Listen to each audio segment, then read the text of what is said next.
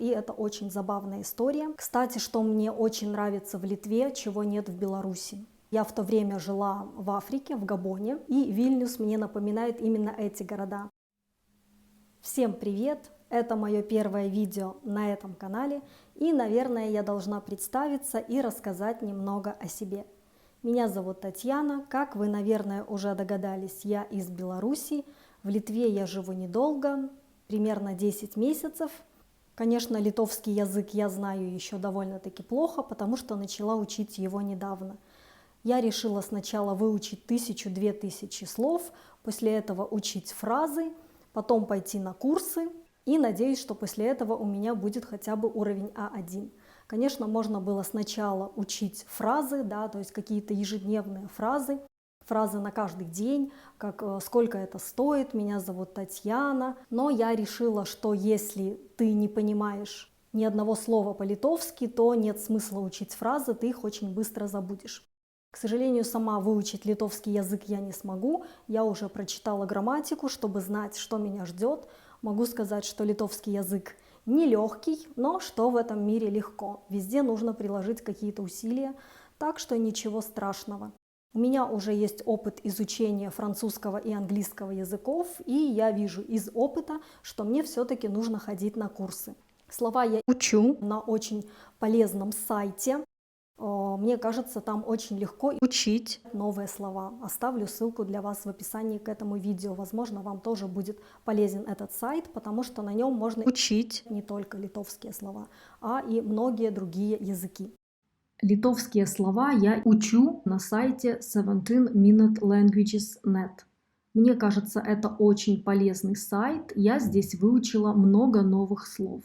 Они рекомендуют заниматься каждый день по 17 минут. Так как я сегодня уже занималась, я просто покажу вам пример, как здесь можно учить слова. Вот, например, слово на русском языке, Бокштас. слово на литовском и произношение. Да, это слово я не знаю, значит нажимаю на крестик. Atsisėsti. Так. Atsisėsti. Это слово мне знакомо, значит я нажимаю на птичку. На самом деле на этом сайте 17minutelanguages.com можно изучать не только литовский язык и вообще не только для русскоговорящих. Вот вы видите языки, 78 языков, которые можно изучать для англоговорящих. Вот, очень много языков. И, например, какие языки можно изучать для русскоговорящих. 79 курсов, то есть 79 разных языков. И есть бесплатная демо-версия. Если вы хотите учить новые слова, новый язык, я советую вам попробовать этот сайт. Здесь я работаю через интернет. По скайпу я веду уроки русского языка как иностранного. На улице я бываю редко, к сожалению, я домосед. Вильнюс очень красивый город, мне всегда нравились города поменьше, такие как Гродно, Брест в Беларуси, где очень много старинной архитектуры, и Вильнюс мне напоминает именно эти города. Конечно, Минск тоже красивый город, но там очень много новых построек, а я все-таки, как сказала, люблю старинную архитектуру. В Вильнюсе у меня пока нет подруг, но меня это не особенно напрягает, потому что в Минске у меня тоже было только 2 подруги. Причем со второй я познакомилась только несколько лет назад, то есть мы с ней дружим довольно-таки недолго. С первой подругой я дружу с 16 лет, то есть очень долго. Она мне как сестра, и она всегда даст очень ценный совет, всегда поддержит. Я очень ценю нашу дружбу, несмотря на то, что мы с ней даже в Минске виделись редко. У нее семья, дети, заботы, мало времени. Но меня это не особо беспокоило, потому что я очень люблю заниматься своими делами, я не очень общительная. Со второй моей подругой, как я и сказала, мы познакомились несколько лет назад, и это очень забавная история, потому что я в то время жила в Африке, в Габоне, и через интернет изучала английский и французский языки. И моя новая знакомая, моя будущая подруга, также изучала английский язык Мы с ней начали переписываться на английском языке на одном сайте, то есть тренировать английский язык, и написать мне мог кто угодно, то есть любой человек со всей планеты.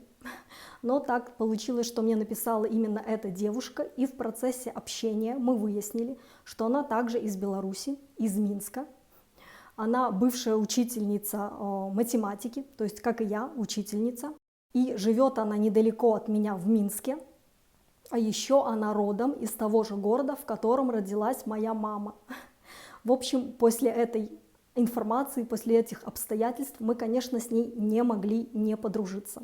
Конечно, в Беларуси у меня были кое-какие знакомые, коллеги, с которыми я общалась, но в основном это была такая не очень продолжительная и не очень глубокая дружба, то есть это какие-то девушки, с которыми можно было сходить на обед в перерыве, в кафе или столовую, сходить в ночной клуб, на дискотеку, но не более того, то есть какая-то неглубокая дружба.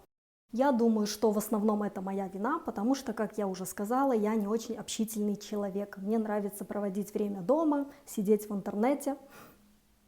В Литве я живу со своим мужем, мы познакомились 1,5 года назад, встречались мы не очень долго, познакомились мы через интернет. Сначала я думала, что он белорус, но потом оказалось, что это не так.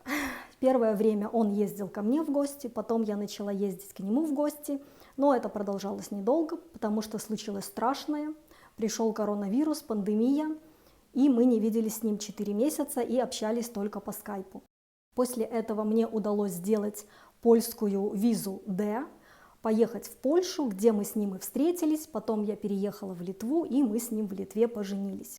И я думаю, что если бы не коронавирус, возможно, бы так быстро мы бы не поженились, потому что все-таки это большая ответственность. Когда ты просто встречаешься, это какие-то легкие отношения, конфетно-букетный период, когда начинаешь жить вместе, то все меняется, ты начинаешь замечать какие-то мелочи, которые тебя не совсем устраивают. Но я думаю, что если люди взрослые, адекватные, то они всегда могут решить любую проблему, договориться. Детей у меня нет, домашних животных тоже, хотя я очень давно мечтаю завести кота, но мы живем в квартире, а я считаю, что домашнее животное, кот, кошка, они все-таки хотят выходить на улицу, гулять по улице, и если они будут постоянно дома, они будут страдать. Кстати, что мне очень нравится в Литве, чего нет в Беларуси. Здесь очень упитанные бездомные животные, здесь их подкармливают и даже дают витамины. Я общалась с одной женщиной, литовкой, и вот она мне рассказала. И у животных здесь есть даже домики. У бездомных животных есть домики. Как-то так. Я тоже немного подкармливаю этих животных, потому что мне их очень жалко, особенно когда на улице зима, снег, мороз. Они такие несчастные. Но здесь у меня, если честно, не так сильно разрывается сердце, потому что они здесь не худенькие, не выглядят как скелетик. Да, здесь они в основном толстые, накормленные, и я очень рада. Литовцы молодцы. Кстати, 3 месяца назад я ездила в Беларусь, и это была еще та история. В Беларусь я доехала на маршрутке без приключений. Назад я собиралась лететь на самолете, но случилось страшное, и Белавия запретили летать в Евросоюз, а у меня не было даже вида на жительство, у меня была только виза D. И я позвонила в погранкомитет и спросила, могу ли я выехать к своему мужу в Литву по земле. На что мне ответили, что муж в Литве – это не причина покидать Беларусь наземным путем. То есть, если хочешь, лети как-то на чем-то, то есть твои проблемы по земле, мы тебя не пустим. Конечно, очень странно, но да ладно. В итоге я выехала по контракту на работу. Кстати, одна моя знакомая из Беларуси недавно приехала в Вильнюс, и это была очень долгая дорога. Сначала она летела на самолете из Минска в Тбилиси, потом из Тбилиси в Киев, и только из Киева попала в Вильнюс. Представляете, сколько времени, сколько часов она потратила на дорогу, когда раньше можно было за несколько часов доехать очень быстро на поезде. То есть, я не знаю, это какой-то ужас и кошмар. С какой целью я завела этот канал? Я хочу делать не только влоги. Конечно, влоги это тоже хорошо, они развлекают людей, помогают им отдохнуть. но также я хочу, чтобы этот канал был полезным, то есть давать какую-то полезную информацию. Я надеюсь, у меня это получится, и я постараюсь выкладывать видео регулярно. Спасибо, что посмотрели это видео, надеюсь, я вас не утомила. Пока!